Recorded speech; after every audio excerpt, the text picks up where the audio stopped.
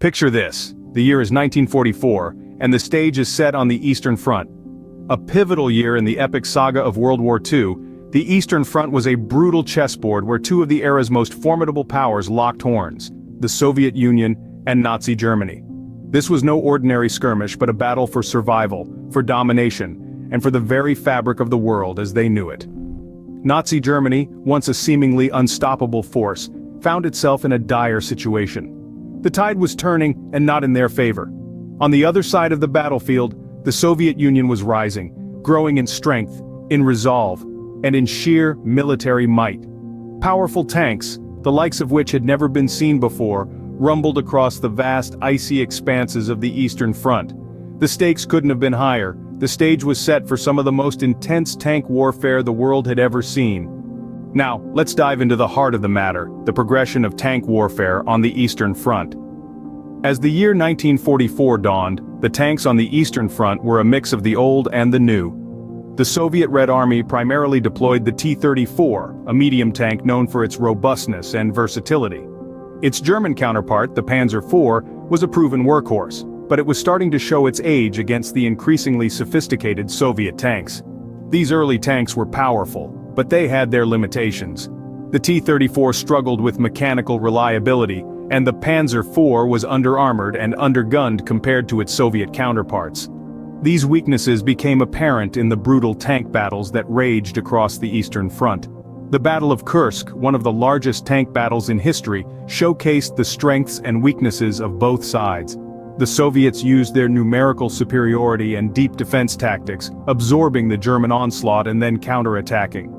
The Germans, on the other hand, relied on superior tactical coordination and the quality of their tanks and crews. However, as the year progressed, new models emerged that shifted the balance of power. The Germans introduced the Panther and Tiger II tanks, boasting superior firepower and armor. But the Soviets were not left behind. They rolled out the IS-2, a heavy tank with a powerful 122mm gun, designed to take on the German heavyweights. These new tanks brought with them advancements in tactics and technology.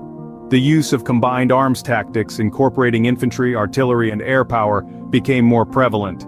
Tank design also evolved, with improvements in armor protection, firepower, and mobility.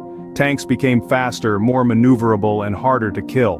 By the end of the year, the tank had become a decisive weapon on the battlefield. The tanks of 1944 were a far cry from their predecessors, and their impact on the war was profound. They had become more than just mobile gun platforms. They were now the spearhead of the attack and the shield of the defense. As the year 1944 came to a close, the face of tank warfare had changed forever. Having traversed the tumultuous journey of tank warfare in 1944, let's summarize what we've learned. The year 1944 was a turning point in the annals of World War II, especially on the Eastern Front. Tank warfare was key to the strategies of both the Axis and Allied powers. Initially, tanks were rather primitive, serving more as mobile artillery units than the robust fighting machines we know today. Yet, as the war progressed, so did the evolution of these mechanical beasts. Key battles such as the Battle of Kursk and Operation Bagration stand out as pivotal moments in 1944. These conflicts witnessed the clash of tanks in their thousands, resulting in some of the largest tank battles in history. The outcome of these battles had a direct impact on the course of the war, with the Soviet Union gaining the upper hand and pushing the German forces back. The evolution of tanks and tactics throughout the year was nothing short of extraordinary. From the heavy, lumbering Tigers of the German forces to the fast, agile T-34s of the Soviets, the variety and versatility of these machines were truly impressive. The tactics employed by the commanders also evolved, with a shift towards combined arms warfare and the use of tanks in conjunction with infantry and air support. These developments had a profound effect on the outcome of the war. The superior numbers and tactics of the Soviet forces, coupled with their effective use of tanks, ultimately led to their victory on the Eastern Front.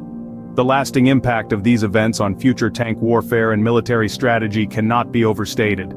The lessons learned from the Eastern Front have shaped the way wars are fought even to this day. The rise of combined arms warfare, the importance of mobility, and the focus on technological advancement in military hardware are all direct results of the experiences of 1944. And so, the Eastern Front of 1944 proved to be a pivotal year in tank warfare. shaping the face of modern military strategy.